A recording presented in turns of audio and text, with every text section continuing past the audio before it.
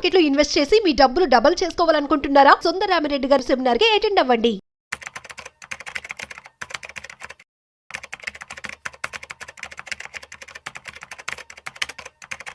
Hello and welcome to Suman TV. ఎవరో ఒక పెద్ద మనిషి చెప్పినట్టుగా డబ్బు ఎవ్వరికీ ఊరికే రాదు. ఇవాళ రోజుల్లో డబ్బుని స్మార్ట్గా ఎలా ఇన్వెస్ట్ చేయాలి, మనం తొందరగా మన రిటైర్మెంట్ ఎలా ప్లాన్ చేసుకోవాలి, ఇదే జెన్జీ మైండ్లో ఉండే థాట్స్. ఇవాళ we have an investment consultant, certified investment planner Subhash garu మనతో ఉన్నారు. చాలా కీలకమైన కొన్ని విషయాల గురించి మనం ఇవాళ మాట్లాడబోతున్నాం. ఒకటి, ఫస్ట్ అండ్ ఫార్మోస్ట్, గోల్డ్ ధర ఇలా పెరిగింది, సిల్వర్ ధర ఇలా పెరిగింది. గోల్డ్ సిల్వర్ ఇంకా పెరుగుతాయా లేదా? సుభాష్ గారు, welcome to Suman TV sir. Thank you అండి. సో యువర్ ఎక్స్పర్టీస్ చాలా మందికి వాళ్ళ హెల్ప్ కాబోతుంది. Sure, thank you. I'll do my best అండి. సార్, గోల్డ్ సిల్వర్ అమాంతం పెరిగిపోయాయి. అంటే దాదాపు 9 నెలల క్రితం, సంవత్సరం క్రితం ఇన్వెస్ట్ చేసిన వాళ్ళు కూడా వాళ్ళ ఇన్వెస్ట్మెంట్ డబుల్ అయిపోయిన పరిస్థితి చూస్తున్నాం.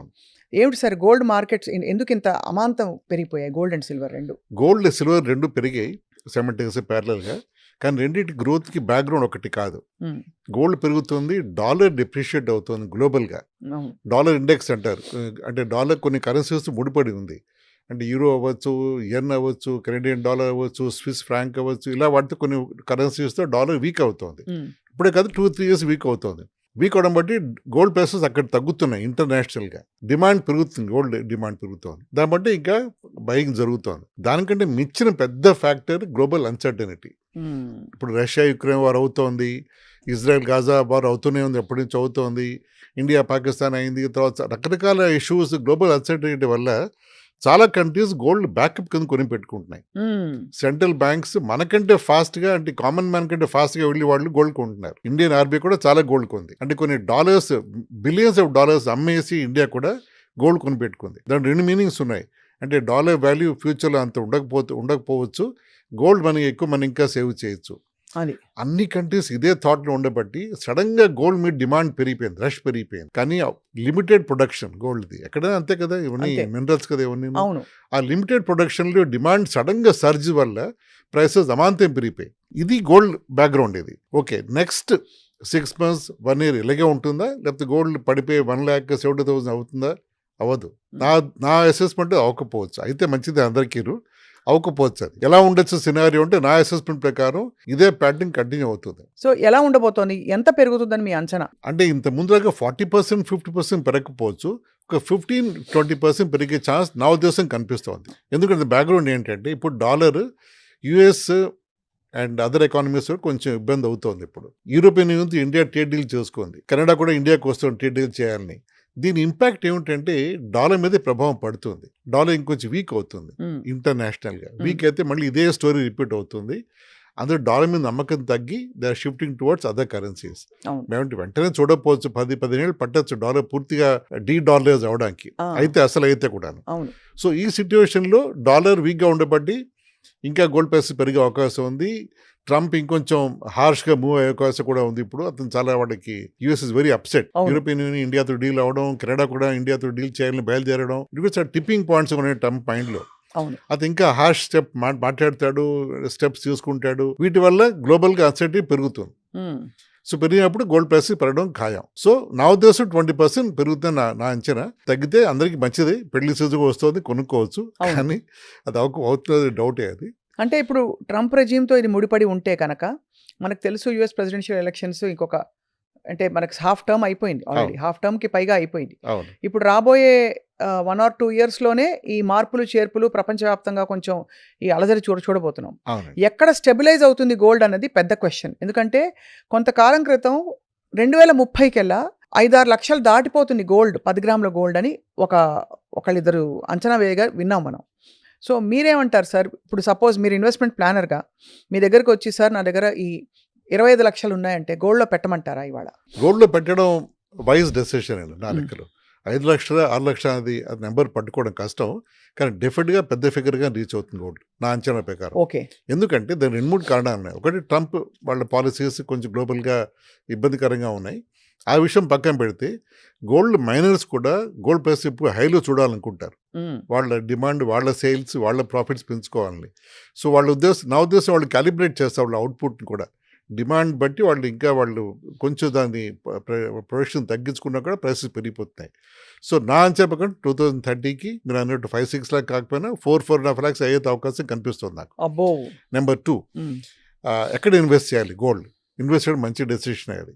కానీ ఇన్వెస్ట్మెంట్గా చేస్తే దాన్ని ఫిజికల్ గోల్డ్ కింద కాకుండా ఈటీఎఫ్స్ కింద కొని పెట్టుకోండి. ఎందుకు సార్? ఎక్స్చేంజ్ ట్రేడెడ్ ఫండ్స్ అంటారు వాటిని. అంటే మన గోల్స్ క్లియర్గా ఉండాలండి. మన ఇన్వెస్ట్మెంట్ జర్నీలో నా క్లయింట్స్ చెప్పేది అదే. ఎప్పుడు నేను క్లియర్ గోల్స్ ఉండాలి మనకి. మిక్స్డ్ అప్గా ఉంటే మనం డైరెక్షన్ సరిగా ఉండదు. ఫిజికల్ గోల్డ్ అయితే మనకి స్టోరేజ్ కాస్ట్ ఫస్ట్ ఇబ్బంది మనకి అది. తర్వాత ఏమో క్వాలిటీ ఆఫ్ గోల్డ్. ఇప్పుడు anything yellow is being sold as gold అని అనుకోవచ్చు. మనం మెటల్ కొంచెం ఎల్లో వేసి కూడా తెలియని ఇచ్చేసేయచ్చు, వాళ్ళని ఫుల్ చేయొచ్చు. 22 క్యారెట్సా 18 క్యారెట్సా ఎంత క్యారెట్స్ అని మనం పట్టలేము. అది మన ఫీల్డ్ కాదు అది. సో మేము investing on wrong type of quality of gold if you're investing physical gold. తర్వాత అమ్మడానికి వెళ్ళినప్పుడు మళ్ళీ దానికి తరుగు అన్నీ ఉంటాయి కదా, మేకింగ్ ఛార్జెస్ ఇవన్నీ ఉంటాయి జ్యువెలరీ విషయానికి ఉంటే మనం. సో దేర్ఫోర్ జ్యువెలరీ కింద కావాలంటే జ్యువెలరీ కింద కొనుక్కుని మీరు దాన్ని ఎలా వాడాలో వాడుకోండి. దానికి కూడా అప్రిసియేషన్ ఉంటుంది. డెఫినెట్గా ఉంటుంది. కానీ మనకి ఈ మేకింగ్ ఛార్జెస్ వేస్టేజ్ పోతుంది కాబట్టి మీకు నెట్ ప్రాఫిట్ అంత రాదు. కరెక్ట్. సో ఇన్వెస్ట్మెంట్ పరంగా మీరు జ్యువెలరీ కింద ఎక్కువ దాన్ని అలా అటువైపు చూడకండి. ఇన్వెస్ట్మెంట్ కావాలంటే ఈటీఎఫ్స్ అన్నాను, గోల్డ్ ఈటీఎఫ్స్ అంటారు వాటిని. అంటే గోల్డ్ బ్యాక్డ్ ఫండ్స్లోని గోల్డ్ కూడా కొన్ని పెట్టుకుంటే కంపెనీస్, అంటే మన తరఫున mutual fund companies ETFs run చేస్తున్నాయి గ్లోబల్గా కూడా. ఇండియాలో కూడా చాలా ఈటీఎఫ్స్ కంపెనీస్ ఉన్నాయి మనకి. అంటే నేను చెప్పేది పెద్ద కంపెనీలు ఐసిఐసిఐ, మోతీలాల్, సుందరం ఇవన్నీ కూడా ఈటీఎఫ్స్ నడుపుతారు. అన్ని కూడా దాంట్లో అడ్వాంటేజ్ ఏంటంటే స్టోరేజ్ హడావుడ్ లేదు. మనం ఎప్పుడు కావాలంటే అప్పుడు అమ్మేస్తే 2 days డబ్బు అకౌంట్కి వచ్చేస్తుంది మ్యూచువల్ ఫండ్స్ లాగానే.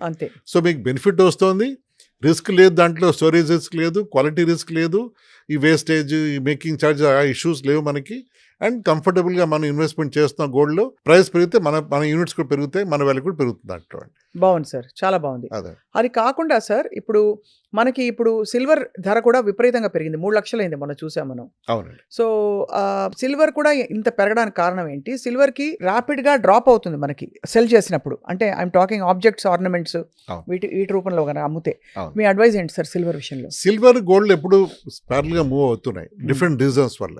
గోల్డ్ అయితే లాజిక్ ఉంది, డాలర్ బేస్డ్, అది గ్లోబల్ అన్సర్టనిటీ వల్ల పెరుగుతుందని అనుకున్నాం, డిస్కస్ చేసాం. సిల్వర్ కి ఏ ఫ్యాక్టర్స్ ఎఫెక్ట్ అవ్వు. Silver demand is coming from industrial use. ఇప్పుడు మన ఈవీ కార్స్ లో, ఎలక్ట్రానిక్స్ లో, సెమీ కండక్టర్స్ ఆ ఇండస్ట్రీలో అలాంటి వాటి సిల్వర్ చాలా యూజ్ అవుతుంది ప్రస్తుతం. సో గ్లోబల్ గా డిమాండ్ పెరిగింది, ఆ ఇండస్ట్రియల్ యూజ్ డిమాండ్ పెరిగింది. ఈవీ కార్స్ కూడా వాడతారా సార్? వాడతారు, కొంచెం ప్రతి గ్రామ్స్ సిల్వర్ వాడతారు. సో ఈవీ కార్స్ ఈ మధ్య బికాస్ ఆఫ్ మన ఫాసిల్ ఫ్యూల్స్ తగ్గించాలి అని చెప్పి ఇండియా కూడా ఈవీ కార్స్ ఎక్కువ ప్రొడ్యూస్ చేయడం, వీటి వల్ల డిమాండ్ పెరుగుతోంది. At the same time silver gold లాగా మైనింగ్ అవ్వబడదు. Silver is a by product of zinc and other elements. So దాని ప్రొడక్షన్ ఎప్పుడు కొంచెం కంట్రోల్గానే ఉంటుంది. ఆ కంట్రోల్ ప్రొడక్షన్లో ఇంత సర్జ్ ఆఫ్ డిమాండ్ చూసేప్పుడు ప్రైసెస్ పెరిగింది. అది అలాగే ఉంటుందా? డెఫినెట్గా ఉండదు. సిల్వర్ చాలా వాలటైల్గా మూవ్ అవుతుంది. ఇందాక మీరు చెప్పినట్టు వాలటైల్ చాలా హై సిల్వర్. అంటే ఎప్పుడు పడిపోతుంది, ఎప్పుడు మీరు రికవర్ అవుతుంది చెప్పడం కష్టం. లాజిక్ లేదు సిల్వర్ మూమెంట్లో. సో సిల్వర్ బెట్ చేయడం అనేది కొంచెం 50-50 స్పెక్యులేషన్ అనుకోవచ్చు. దాన్ని సిల్వర్ కూడా బాండ్స్ ఉంటాయా సార్? ఉంది, కానీ దాంట్లో అది bonds will track the original silver metal movement కాబట్టి అది పడవచ్చు, పెరుగుతూ ఉండొచ్చు. అది కరెక్టే. కాబట్టి అది అంత అంత రెడీగా ఇన్వెస్ట్ చేసే విషయం కాదు. కానీ డెఫినెట్ గా మీరు అన్నట్టు గోల్డ్ అయితే ఒక చాలా మంచి ఇన్వెస్ట్మెంట్. ఫైనలీ సార్ ఈ సెక్షన్ లో తప్పకుండా మాట్లాడవలసింది, ఈ మధ్య డైమండ్స్ అంటే ఒక పిచ్ వచ్చేసింది. కానీ డైమండ్తో ప్రాబ్లం ఏంటంటే మీరు ఎక్కడ కొన్నారో అక్కడిస్తేనే దానికి ఆ వాల్యూ ఇస్తారు. అంటే దాదాపు మీ 6 లక్షలో 10 లక్షలో 15 లక్షలో తీసుకెళ్ళి ఒక గోల్డ్ షాప్లో పెట్టినట్టే డైమండ్ జ్యువెలరీ కొంటే. అది వేరే షాప్కి తీసుకెళ్తే వాళ్ళు ఇవ్వరు. So diamond is it a wise investment at all? Diamond is more of personal choice అండి. ఇన్వెస్ట్మెంట్ పరంగా నేను డైమండ్ చూడను నేను. అంటే మీ అన్ని ఇన్వెస్ట్మెంట్ నీడ్స్ ఫుల్ఫిల్ అయిపోయి మీరు certain stage of life where you can afford to indulge in various expensive investments, diamond can be a part of that. Otherwise, normal common man or slightly who want to invest more వాళ్ళకి diamond I don't suggest it. Diamonds కూడా చాలా రకాలుగా ఉన్నాయి, lab grown diamonds ఉన్నాయి. మన పట్టనేమి మన మామూలు వాళ్ళు పట్టలేదు దాన్ని. వాళ్ళు కూడా ఎంతో జాగ్రత్తగా చూసి తప్ప వాళ్ళు పట్టలేకపోతున్నారు ల్యాబ్ గ్రోన్ ఒరిజినల్ డైమండ్ అని. ఈ సిచ్యువేషన్ మనం డైమండ్లో ఇన్వెస్ట్ పరంగా చూసి దెబ్బతినడం కరెక్ట్ కాదేమో. ఇప్పుడు సార్ ఒక గాజు తీసామంటే, ఫర్ ఎగ్జాంపుల్ ఈ గాజు ఉంది, ఈ గాజు డైమండ్ బ్యాంగిల్స్ అని ఒకనొక షాప్ వాళ్ళు అమ్ముంటారు నాకు. ఇందులో అన్ని డైమండ్సా మనకు తెలియదు. మీరు అన్నట్టుగా 1-2 ల్యాబ్ గ్రౌండ్ డైమండ్స్ ఉన్నా కూడా దీన్ని పొసిగినా కూడా చెప్పడం కష్టం. దీని వాల్యూ ఎప్పుడు తెలుస్తుంది? మళ్ళీ దీన్ని నేను అమ్మకానికి అదే షాప్‌లో పెట్టినప్పుడే తెలుస్తుంది. కరెక్ట్. సో వీటన్నిటికి పెద్ద క్వెషన్ మార్క్స్ ఉన్నాయంటారు అయితే. అవును. పెద్ద డైమండ్ క్వెషన్ మార్క్స్. కొనుగోలులో. అది. సో డైమండ్స్ ఎప్పుడు కొన్నా మీరు మీ ఓన్ కన్సంప్షన్, మీ ఓన్ హ్యాపీనెస్ కొనుక్కోండి. ఇన్వెస్ట్మెంట్గా చూడకండి. ఇప్పుడు మీకు ఎవరో దీన్ని చూసి డైమండ్ అంటే బాగుంది, ల్యాబ్గా ఉంటే మీరు బాధపడతారు. So be happy with what you wearing. ఈ డైమండ్ అనుకుని మీరు హ్యాపీగా లైఫ్ మూవ్ అయిపోండి. అంటే అదే better. డైమండ్ అవ్వచ్చు యాక్చువల్గా. అవును. అంటే of course credibility of the brand అంతా మ్యాటర్స్. అవును. కానీ దానికి మించి ఏంటంటే మనకి చెప్పడం కష్టం. దానికి ఏదైనా ఒక వస్తువుకి యూనివర్సల్ వాల్యూ లేకపోతే అది వాల్యూ ఉన్నట్టు కాదని నా ఫీలింగ్. ఆమె రైట్ ఆర్ రాంగ్? అంటే ఆ షాప్లోనే, అక్కడే, అదే సందులో, ఆ బ్రాంచ్లోనే అని కాకుండా ఇప్పుడు గోల్డ్ ఎక్కడ తీసుకెళ్ళి ఇచ్చినా కూడా 5-10% తరుగుతో అటు ఇటుగా ప్రతి వాళ్ళు దానికి వాల్యూ ఇస్తారు. సో ఈ మూడిట్లో చూస్తే ఉత్తమం గోల్డ్ ఇన్వెస్ట్మెంట్. అవునండి. గోల్డ్లో కూడా చిన్న పాయింట్ చెప్పాను మీకు. మన సౌత్ ఇండియన్ గోల్డ్ని బాంబే మార్కెట్స్లో వాళ్ళు 18 క్యారెట్ గోల్డ్ కింద ట్రీట్ చేస్తారు. మనం ముఖ్యంగా Madras, Tamil Nadu base gold manufacturers, gold jewellery అంతా కూడా వాళ్ళు 18 క్యారెట్ అంటారు బాంబేలో, ఆ మార్కెట్స్లో. అవును. ఇంకా వాల్యూ తగ్గిపోతుంది. 80 క్యారెట్స్ అంటే మనకి 24 క్యారెట్స్ నుంచి మీరు అంత తీసేస్తారు, కాపర్ యాడ్ చేశారు. సో వాల్యూ ఇంకా పడిపోతుంది. యాక్చువల్ మనకు తెలియదు ఇక్కడ మనం 22 క్యారెట్స్ అనుకోండి, మనం డబ్బు ఇస్తాం ఇక్కడ మనం కొన్నప్పుడు. బయట తీసుకెళ్తే 80 క్యారెట్స్ అంటారు, సౌత్ అనేప్పుడు 80 క్యారెట్స్ అంటారు వాళ్ళు. అలా మనకు తెలియదు. దీంట్లో చాలా మెళకువలు ఉన్నాయి. ఇన్వెస్ట్మెంట్ పరంగా మనం కాకుండా జ్యువెలరీ పరంగా మనం వేసుకొని ఆనందంగా ఉండాలంటే కొనుక్కోవచ్చు జ్యువెలరీ. మనం కొనుక్కి హ్యాపీగా ఉండొచ్చు. ఇన్వెస్ట్మెంట్ పరంగా అంటే ఈటీఎఫ్స్ బెటర్. సరే, ఇంకా ఆభరణాలు కూడా ఎప్పుడో అవసరం వచ్చి మనం దాన్ని ప్లెడ్ చేసి లోన్ తీసుకోవాలంటే తీసుకోవచ్చు. అది కూడా పాసిబిలిటీ ఉంది. ఆ పరంగా ఒక safety net. Yes, absolute safety, big safety net gold is. Sir, ఇప్పుడు రెండో టాపిక్ సార్, ఇవాళ చాలా ఇంపార్టెంట్ విషయం ఇంకోటి మాట్లాడబోతున్నాం మనం. చాలామంది ఎర్లీ రిటైర్మెంట్కి ప్లాన్ చేస్తారు. అంటే 40 ఏళ్ళు వచ్చేసరికి నాకు బ్యాంక్లో ఇంత డబ్బులు కావాలి, కాబట్టి నేను ఇవాళ కష్టపడి 10 ఏళ్ళు పనిచేసేసి, లేకపోతే 15 ఏళ్ళు పనిచేసి 40 ఏళ్ళు వచ్చేసరికల్లా నాకు ఫైనాన్షియల్ ఫ్రీడమ్ కావాలని కోరుకుంటున్నారు చాలామంది. రిటైర్ అవ్వడం అంటే పని ఆపేస్తారని కాదు. ఫైనాన్షియల్ ఫ్రీడమ్ కావాలంటే ఐడియల్ స్టెప్స్, ప్లానింగ్ ఎలా ఉండాలి సార్? కరెక్ట్ అండి. ఈ ఫైనాన్షియల్ ఫ్రీడమ్ బేసిస్ నవోదయంలో స్ట్రెస్ అండి. ఈ రోజుల్లో జాబ్ స్ట్రెస్, తర్వాత వర్కింగ్ అవర్స్, ట్రావెల్, ట్రాఫిక్ అన్నీ కూడా ఇబ్బంది చేస్తున్నాయి చాలా మందిని. So everybody wants to do job at their own convenience and their own face. అంటే ఒక డ్రడ్జరీ కింద కాకుండా నేను కంఫర్టబుల్ పని చేసుకుంటాను అని ప్రతి వాడి ఉద్దేశం ఉంది. అది it's a very good thing. So financial freedom at 40 అనేది చాలా పాపులర్ ఈడియం ఇన్ యంగ్స్టర్స్ మైండ్స్. అది చేయాలని దానికి కొంచెం బ్యాక్గ్రౌండ్ వర్క్ చేయాలి. దాన్ని మనం మీరు అన్నట్టు 10 ఏళ్ళు 15 ఏళ్ళు గట్టిగా పనిచేసి 40 ఏళ్ళకి ఒక 2 కోట్లు కానీ మనం కార్పస్ జనరేట్ చేయగలిగితే ఆ 2 కోట్లతో లైఫ్ 1 lakh పర్ మంత్ గడిపేయచ్చు.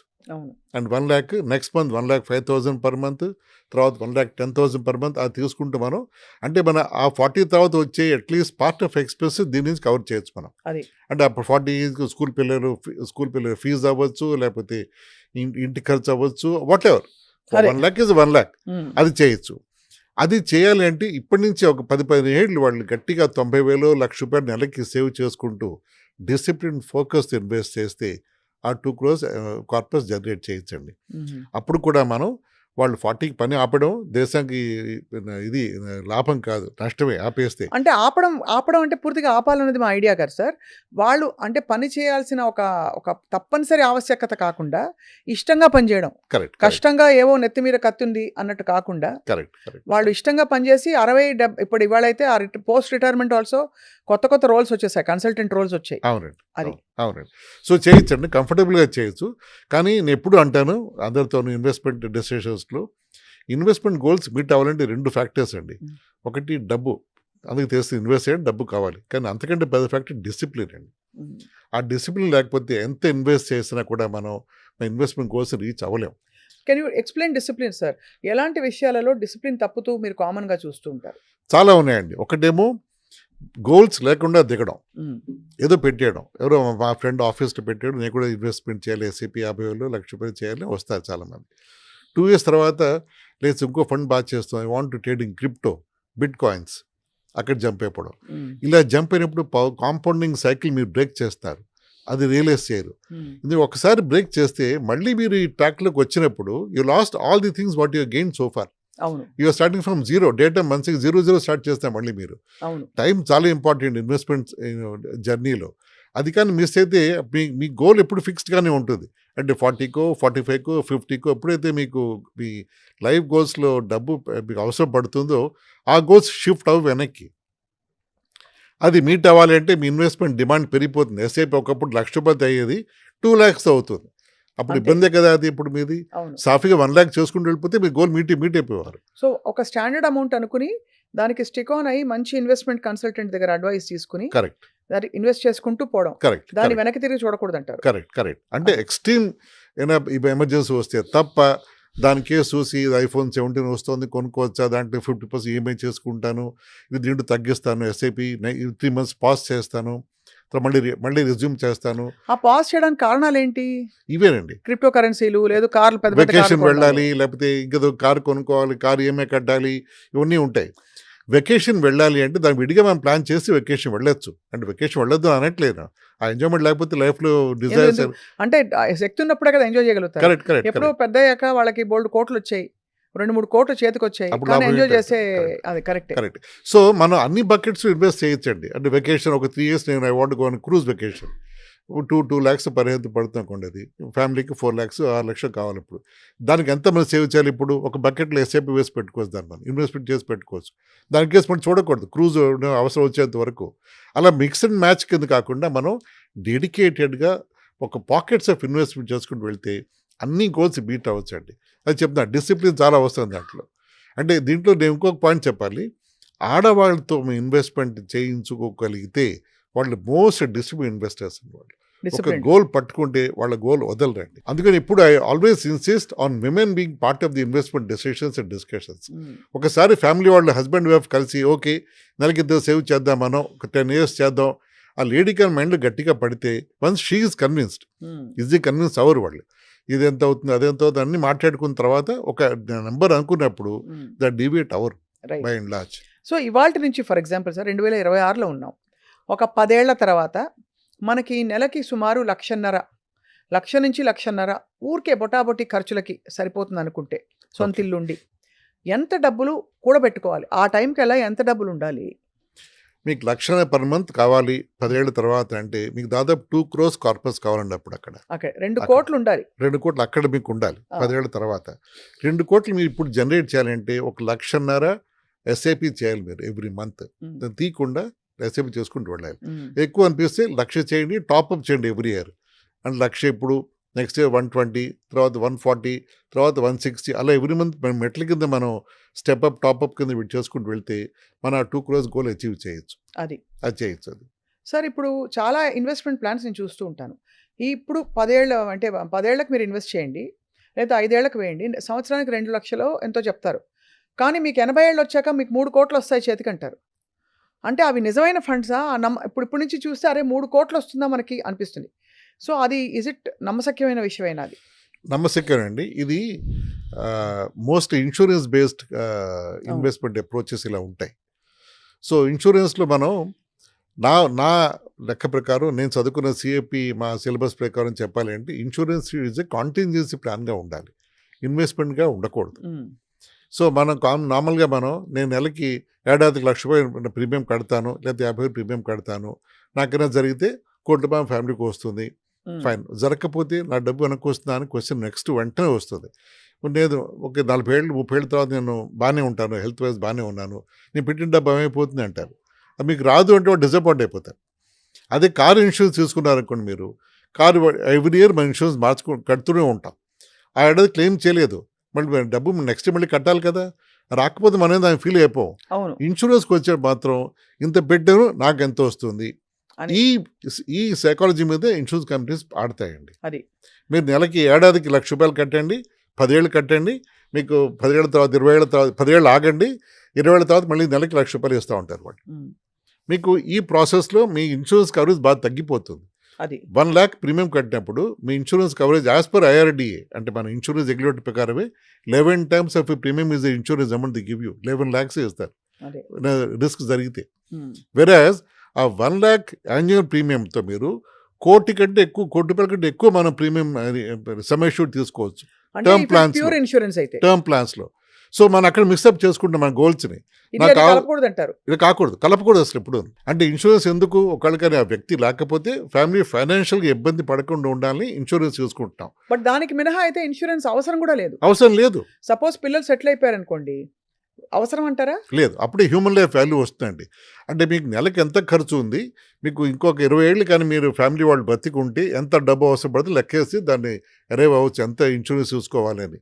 మీకు ఖర్చులు లేవు, మీకు ఆల్రెడీ ప్రాపర్టీస్ అసెట్స్ ఉన్నాయి, అప్పుడు మీకు ఇన్సూరెన్స్ కవరేజ్ బాగా తక్కువ, అవసరం కూడా పడకపోవచ్చు. అలాంటి ఇన్సూరెన్స్ అక్కర్లేదు, ఇన్సూరెన్స్ అక్కర్లేదు. ఇప్పుడు రాదర్ మనం నిజంగా ఎప్పుడో ఏదో రోజు అంటే మరణం తథ్యం కదా అందరికీ. సో ఆ మరణం తర్వాత పిల్లలకి ఇంతో అంతో ఆస్తి ఇవ్వాలంటే అలా కట్టచ్చా?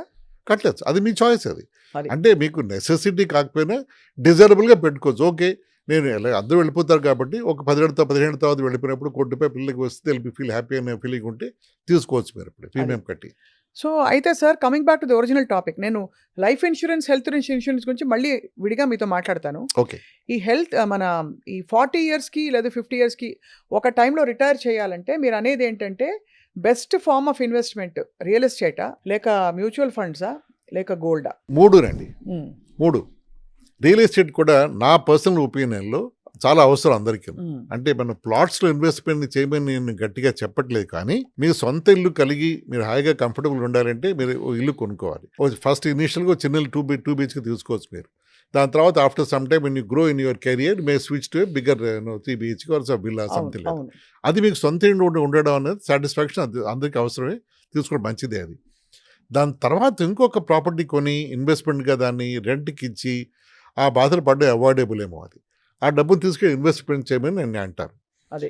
సో రియల్ ఎస్టేట్ అవసరమే, ప్రతి ఫ్యామిలీకి చాలా అవసరం రియల్ ఎస్టేట్. తర్వాత గోల్డ్, ప్రతి ఇంట్లో ఆడవాళ్ళు ఉంటారు, వైఫ్ అండ్ ఆడపిల్లలు కూతురులు ఉంటారు, అన్నీ ఉంటాయి కాబట్టి అవసరం ఉంటాయి కాబట్టి గోల్డ్ అవసరమే. అగైన్ ఇన్వెస్ట్మెంట్ కింద కాకుండా బ్యాకప్ కింద గోల్డ్ పెట్టుకోవాలి ఎప్పుడూ. అండ్ అది కూడా మనం అసెట్ అలొకేషన్ పెట్టుకోవచ్చు. ఓకే, మనకి 10% 5% గోల్డ్ పెట్టుకుంటా, ఏడాది కొంటాను అని అనుకోవచ్చు దాంట్లో మనం. So main investment approach be through mutual funds, stock market. Equity stocks డైరెక్ట్గా వెళ్తామో ఇబ్బంది.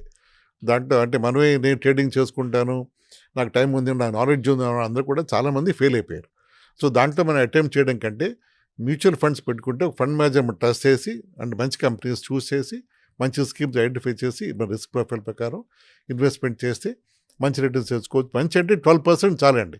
మన లెక్కలతో 12% లెక్క వేసుకుంటాం మనం. కరెక్ట్. 12 కంటే ఎక్కువ వస్తే బోనస్ కింద భావించాలి. 12 కంటే తక్కువ వచ్చే ఛాన్సెస్ తక్కువ. ఓవర్ పీరియడ్ ఆఫ్ 10-12 ఇయర్స్ 12 కంటే తక్కువ రాదండి. ఓకే, ఇండియా చాలా గ్రోయింగ్ మార్కెట్ గ్లోబల్గా. ఇప్పుడు అందరికీ ఇండియా అంటే ఎందుకు ఇంత ఇష్టం కలుగుతోంది? మన గ్రోత్ బట్టి, మన పాపులేషన్ బట్టి. 140 కోట్ల మందికి ఉన్నాం ఇక్కడ. మన కన్జంప్షన్ ఎంత ఉంటుంది, మన నీడ్స్ ఎంత ఉంటాయి, మన జీడిపి గ్రోత్ ఎంత ఉంది, అందరూ ఇక్కడ ఇండియా పరిగెత్తుకు వస్తుంది. అందుకోసమే కదా ఇప్పుడు ట్రంప్ కూడా టారిఫ్ వేస్తుంది. మన ఇండియా మార్కెట్ కావాలని అతని ఐడియా, అగ్రికల్చర్ అవ్వచ్చు, ఇంకా అవ్వచ్చు. సో దేర్ఫోర్ మన ఎకానమీ చాలా స్ట్రాంగ్గా ఉన్నాం మనం. ఇంకా 10-15 ఏళ్ళు ఎగే ఉంటాం నా ఉద్దేశంలో అయితే. మనం ఈ మార్కెట్ గ్రోత్ మనం క్యాప్చర్ చేయాలంటే మనం ఇన్వెస్ట్ చేయాల్సింది క్యాపిటల్ మార్కెట్స్లో. బెస్ట్ ఆప్షన్ మ్యూచువల్ ఫండ్స్ అండి. అంటే మిగతా కూడా ఉన్నాయి, పిఎంఎస్ అని, ఏఎఫ్ అని, ఎస్ఏఎఫ్ అని, చాలా టెక్నిక్స్ ఉన్నాయి దీంట్లో. ఇవన్నీ కూడా మనం కూడా డబ్బు ఇస్తున్నాం నా తరఫు ఇన్వెస్ట్ చేయమని. అది నా ఉద్దేశం బెస్ట్ ఆప్షన్. మనం ఎక్స్పర్ట్స్ కాదు, మనకి టైం లేదు, నాలెడ్జ్ ఉండదు మన దగ్గర, తర్వాత మనకి యాక్సెసిబిలిటీ తక్కువ ఇన్ఫర్మేషన్ డేటాకి. సో ఇది మనం రియలైజ్ చేసి మన షార్ట్ కమింగ్స్ని ఇన్వెస్ట్మెంట్ చేసుకుంటే be able to do excellent in your life అండి. అది అంటే చాలా ప్లాన్డ్గా జీతం వచ్చిన ఫస్ట్ డే నుంచి యంగ్స్టర్స్ కూడా అవునండి కొంత ఎంత అది 5,000 జీతంతో మొదలు పెట్టినా వాళ్ళకి ఒక పర్సంటేజ్గా సెట్ అసైడ్ చేయడం అలవాటు అవ్వాలి. ఆ పర్సంటేజ్ ఏంటి చెప్పండి సార్, ఆ magic figure. How much should they save? అది 20,000 జీతం నేను అన్నట్టు స్టార్టింగ్ సాలరీస్ 25,000-30,000 కంటే ఉండవు. సో ఆ సాలరీ కావచ్చు, 2-3 లక్షలు కావచ్చు. What is ideal to save yes a percentage? 20% ఇనిషియల్గా అండి. 20% సేవ్ చేయాలి. అండ్ యాజ్ యూ గ్రో దాన్ని 40 మార్చుకోవాలి దాన్ని. 40 మార్చుకో. ఇంకా లైబిలిటీస్ పెరిగిన కొద్దీ, అంటే ఫ్యామిలీ బడ్జెట్ పెరుగుతాయి కాబట్టి చూసుకుని 40 దాకా వెళ్ళొచ్చు. చాలా బాగుంది సుభాష్ గారు. యూఆర్ మేకింగ్ అంటే చాలా మంచి ప్రామిసింగ్, మంచి లైఫ్ సాఫీగా సాగిపోవడానికి కావాల్సిన టిప్స్ చెప్తున్నారు. ఇక ఫైనల్ విషయం ఒకటి మనం మాట్లాడబోతున్నాం. హెల్త్ ఇన్సూరెన్స్ ఈ మధ్యకాలంలో ఆవశ్యకత పెరిగిపోయి కోవిడ్ తర్వాత దాని ప్రాధాన్యత ఏమిటో బాగా తెలుసుకున్నాం మనం. ఎంత హెల్త్ ఇన్సూరెన్స్ కవర్ ఉండాలి అండ్ ఎందుకు అవసరం ఇది? ఓకే, హెల్త్ ఇన్సూరెన్స్ అదే నీడ్ గురించి బాగా చెప్పారు మీరు. కోవిడ్ తర్వాత ప్రతి వాళ్ళు రియలైజ్ చేశారు చాలా అవసరం అని. కంపెనీస్ మనం వర్క్ చేసే కంపెనీ మీద ఆధారపడడం హెల్త్ ఇన్సూరెన్స్ కూడా కరెక్ట్ కాదు. కంపెనీస్ వాళ్ళ పాలసీస్ మారుతూ ఉంటాయి, మనమే కంపెనీ మారుతూ ఉంటాం. మారిన తర్వాత వెంటనే వాళ్ళు మీ కవరేజ్ అంత ఇస్తారు నమ్మకం లేదు. సో మనం జాగ్రత్తగా ఉండడం మంచిది ఎప్పుడూ. అంటే మనం భార్య పిల్లలు పేరెంట్స్కి అందరికీ మనం హెల్త్ ఇన్సూరెన్స్ కవరేజ్ ఉండాలి. దాంట్లో మనం పేరెంట్స్కి సెపరేట్ చేస్తే ఐడియల్. ఎందుకంటే మనం పెద్దవాళ్ళ ఏజ్తో మన ఏజ్ కలిపి పెట్టుకుంటే పెద్దవాళ్ళ ఏజ్ ప్రకారం మన పాలసీ మొత్తం ప్రీమియం డిసైడ్ అవుతుంది. వాళ్ళిద్దరికీ విడిగా పాలసీ తీసుకొని మన ఓన్ ఫ్యామిలీకి విడిగా తీసుకోవడం అది first step. That's way to go. ఎంత తీసుకోవాలి అన్నారు మీరు. అంటే ఇప్పుడు చాలామంది నేను మా భార్య ఇద్దరు పిల్లలే కాబట్టి 5 lakhs సరిపోతుంది అనుకుంటారు. సరిపోతుంది 5 lakhs. కానీ ఒక మీడియన్ ఇది చూసుకుంటే ప్లాట్ చేస్తే మనం ప్రీమియమ్స్ది 5 to 10 lakhs ప్రీమియమ్స్ ఎక్కువ ఉంటాయి. 20, 25, 30 lakhs ప్రీమియం ఇంత ప్రపోర్షన్గా పెరిగిపోవు. అంటే ఫ్యూచర్లో మనకు అవసరం పడవచ్చు. 5 lakhs తీసి పెట్టేసుకుంటే ఇప్పుడు 50 lakhs తీసి పెట్టేసుకుంటే ఇప్పుడు మన ఫ్యూచర్ చూసుకోకలే. ఇప్పుడు అది ప్రీమియం అంత ప్రపోర్షన్గా అంత ఎక్కువ ఉండదు. 10 lakhsకి 20,000 అయితే 50 lakhsకి 5 times 1 lakh అవుతుంది. అది 40,000 రూపాయలు అవ్వచ్చు. అది మనం చూసుకుని మనం ఎఫోర్డ్ చేయగలిగితే ఆ కంటే ప్రీమియం తీసుకోవడం మంచి హెల్త్ ఇన్సూరెన్స్లో. అది కూడా ఫ్యామిలీ ఫ్లోటర్ పాలసీస్ ఉంటాయి, అది తీసుకోవచ్చు. తీసుకున్న తర్వాత మనం జాగ్రత్తగా దాన్ని వాడుకొని కంపెనీ మనం వర్క్ చేసే కంపెనీ వాడుకొని ఇంకా అవసరం పడితే ఇది వాడుకోవాలి. అది అలా చేయడం మంచిది నా ఉద్దేశం. సో హెల్త్ ఇన్సూరెన్స్ తప్పకుండా కావాలి ప్రతి ఫ్యామిలీకి, except government employees where they are covered by central government health scheme తప్ప. లేదు స్టేట్ గవర్నమెంట్ కూడా వాళ్ళకి వేరే ఉంటాయి కదా కొన్ని. సో ఇవి ఉన్న వాళ్ళు తప్ప they are everybody else private sector లో ఉన్న వాళ్ళందరికీ అవసరం. అవును, చాలా అవసరం, చాలా అవసరం. అండ్ మ్యాండేటరీ ఇది.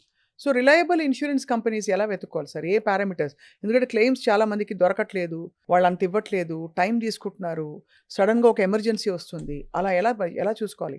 ఐసిఐసిఐ అవ్వచ్చు, హెచ్డిఎఫ్సి అవ్వచ్చు, లేకపోతే స్టార్ అవ్వచ్చు, మణిపాల్ అవ్వచ్చు, ఇవన్నీ కూడా రీజనబ్లీ వెల్ పెర్ఫార్మింగ్ కంపెనీస్ అండి. సో ఒక క్లెయిమ్ రిజెక్ట్ అవుతోంది అంటే మనం క్లెయిమ్ చేసిన మేబీ పారామీటర్స్ తప్పేమో అది మనం చూసుకోవాలి. అంటే ఇవన్నీ కూడా ఒక ఆంబడ్స్మన్ రెగ్యులేటరీ అథారిటీ కింద ఉన్నాయి. ఇవన్నీ కూడా వాళ్ళు అవుట్రేట్గా వాళ్ళు ప్రజల్ని వాళ్ళు అంటే దాన్ని ఇవ్వమని చెప్పి లేకపోతే తప్పుదారిగా వాళ్ళు ఇన్వెస్ట్మెంట్ ప్రీమియమ్స్ తీసుకుని వడ్డీ ప్లాన్స్ ఉండవు ఈ కంపెనీస్కి. రెస్పాన్సిబుల్ కంపెనీస్ ఇవన్నీ కూడా. అది మనం కొంచెం ఆలోచించుకోవాలి. స్మోకర్స్ ఉన్నారు, స్మోకింగ్ అలవాటు ఉన్న వాళ్ళకి హెల్త్ ఇన్సూరెన్స్ క్లెయిమ్స్ పెరగచ్చు. మాటి క్లెయిమ్స్ వాళ్ళు దాన్ని అబ్జెక్ట్ చేసి మనకి మెడికల్ టెస్ట్ చేయించవచ్చు. ఇవన్నీ కూడా ఫ్యాక్టర్స్ ఉంటాయి మనకి. అది మనం కొంచెం గుర్తుపెట్టుకోవాలి. అంటే అన్ని విధాలు నేనే గెలవాలంటే మాత్రం ఇబ్బంది కలగచ్చు. కాబట్టి అయితే మరి మంచి హెల్త్ ఇన్సూరెన్స్ కంపెనీ చూస్ చేసుకోవడం, అలాగే మీరు అన్నట్టుగా లైఫ్ ఇన్సూరెన్స్లో మనకి బెనిఫిట్స్ అంటే లైఫ్ ఇన్సూరెన్స్ కవర్ విడిగా, దాని తాలూకు మనీ బ్యాక్ పాలసీని విడిగా చూడాలి. రెండింటినీ కలపకూడదు అంటారు. కరెక్ట్. అంటే లైఫ్ ఇన్సూరెన్స్ కవర్తో మనీ బ్యాక్ని కలిపామంటే మనం నష్టపోతాం, ఫుల్గా నష్టపోతాం. ఇది రాదు అది రాదు, ఏది రాదు, ఇన్వెస్ట్మెంట్ పెరగదు, మీకు కవరేజ్ ఉండదు. సింపుల్గా చెప్పాలి అంటే మనకు కావాల్సిన ఏది దొరకదు దాంట్లో వెళ్ళడం అన్నది కొంచెం అది కరెక్ట్ కాదు. అది యూనిట్ లింక్ పాలసీస్లో వాటిలో సగటున సార్ ఫైనల్ క్వశ్చన్, ఒక బ్యాంక్లో ఎంత డబ్బులు as a percentage or number of times your salary ఉండాలి? ఉదాహరణకి 1,00,000 రూపాయలు సంపాదిస్తున్నారు నెలకి ఎవరైనా, వాళ్ళ బ్యాంక్ అకౌంట్లో లిక్విడ్ ఫామ్లో ఈజీలీ యాక్సెసిబుల్గా ఎంత ఉంటే సరిపోతుంది అనుకోవచ్చు for emergency and contingencies? Savings account మధ్య 3% కూడా ఇవ్వట్లేదు. ఎస్బీఐ 3%, 2.5% ఇస్తుంది. సో అక్కడ మీకు ఈజీగా తీసుకోవచ్చు. కాబట్టి మీరు ఒక 6 months డబ్బు పెట్టుకోండి. అక్కడ 6 months డబ్బు చాలు, అంతుంటే సరిపోతుంది. 6 months 3 lakhs అంటే మన నెలవారీ ఖర్చులు ఎంతో 6 నెలలకి సంబంధించిన డబ్బులు ఉంటాయి. కరెక్ట్, చాలు. అంతకు మించి ఎక్కడ ఎక్స్ట్రా ఉన్నా కూడా తీసి ఎక్కడో ల్యాండ్లోనో లేకపోతే గోల్డ్లోనో మ్యూచువల్ ఫండ్స్లోనో డైవర్ట్ చేసేయడం ఉత్తమం. కరెక్ట్. ల్యాండ్ కంటే నా ఉద్దేశం ల్యాండ్ అదే ఇల్లిక్విడ్ కదా, లిక్విడిటీ ఉండదు ల్యాండ్స్ ఇన్వెస్ట్ చేస్తే. మన డబ్బు కావాలి అంటే అట్లీస్ట్ 1 to 2 years పడుతుంది. అది లాంగ్ టర్మ్. సో మన ఇన్వెస్ట్మెంట్స్ కూడా మనకి చాలా రకాలు ఉన్నాయండి. మ్యూచువల్ ఫండ్స్ కూడా మనకి డెట్ ఫండ్స్ అని, హైబ్రిడ్ అని, ఈక్విటీ అని ఉన్నాయి. నాకు 1 yearలో ఇంత డబ్బు అవసరం ఉంటుంది అన్నప్పుడు మనం లిక్విడ్ ఫండ్స్ పెట్టుకోవచ్చు. దాంట్లో మనకి 6-7% రిటర్న్ వస్తుంది. అట్లా మనకి ఎప్పుడైనా తీయచ్చు. దాంట్లో ఎఫ్డి అయితే తీస్తే నష్టపోతాం మనం. దీంట్లో నష్టపోవు. 6%-7% వస్తుంది దీంట్లో. ఎప్పుడైనా తీయచ్చు. లిక్విడ్ కాబట్టి పేరు లిక్విడ్. అది ఎప్పుడైనా తీయచ్చు. కూడా లాస్ట్ 6 months ఇంట్రెస్ట్ నష్టపోతాం కదా సార్? కాదండి, మీరు ఒక పీరియడ్ అనుకున్నప్పుడు 3 ఏళ్ళు ఎఫ్డి తీసుకుంటే 6 months తీసుకుంటే మీరు నష్టపోతారు. మీరు కట్ చేస్తారు, దాని పెనాల్టీ వేస్తారు. సో మీరు 3 ఏళ్ళు తీసుకుంటే ఇంట్రెస్ట్ ఎక్కువ వస్తుంది అని పెడతారు. మీకు 1 year డబ్బు అవసరం పడింది, నష్టపోతారు మీరు. అది 1 year పెట్టాకోండి, ఇంట్రెస్ట్ ఎక్కువ ఇవ్వరు వాళ్ళు. సో అది మనం ఈ లిక్విడ్ ఫండ్స్ గొడవ లేదు. మీకు 6-7% రిటర్న్ వస్తుంది. దాంట్లో ఎప్పుడైనా తీయచ్చు. నాకు లేదు 5 ఏళ్ళు అవసరం లేదు, ఈక్విటీ ఫండ్లు పెట్టుకోవచ్చు అప్పుడు మీరు. అంతే. అలా మనం డిసైడ్ చేయొచ్చు. గోల్ బట్టి మనం ఒక మ్యాప్ చేయొచ్చు. ఇన్వెస్ట్మెంట్ అప్రోచ్ మనం. చాలా బాగుంది సార్. ఐ థింక్ డబ్బు ఒక ఫైనాన్షియల్ ఫ్రీడమ్ అండ్ ఫౌండేషన్ బాగున్న వాళ్ళు ఫస్ట్ మనశ్శాంతిగా ఉంటారు. అవునండి. అప్పులు తక్కువగా ఉండి కేవలం అప్పులు ప్లాన్డ్గా లోన్ పరంగా తీసుకోవడానికి పర్సనల్ లోన్ ఎడాపెడా తీసేసుకుని ఆ అవసరం రావడానికి చాలా పెద్ద తేడా ఉంటుంది. అవునండి. సో వీటన్నిటిని దృష్టిలో పెట్టుకుని ఫైనాన్షియల్ ప్లానింగ్ ఉంటే కనుక జీవితం సాఫీగా సాగిపోతుంది. కరెక్ట్ అండి, అబ్సల్యూట్లీ యు రైట్ అండి. సార్ సుభాష్ గారు, ఎప్పటికప్పుడు మిమ్మల్ని సంప్రదిస్తాం. We'll invite you to Suman TV. తప్పకుండా కొత్త విషయాల మీద డబ్బుని ఎలా సేఫ్గా అలాగే మంచి రిటర్న్స్ వచ్చేలా ఇన్వెస్ట్ చేయాలో మాకు సలహాలు ఇస్తుంది. తప్పకుండా అండి. Thank you very much for your valuable time. నమస్కారం.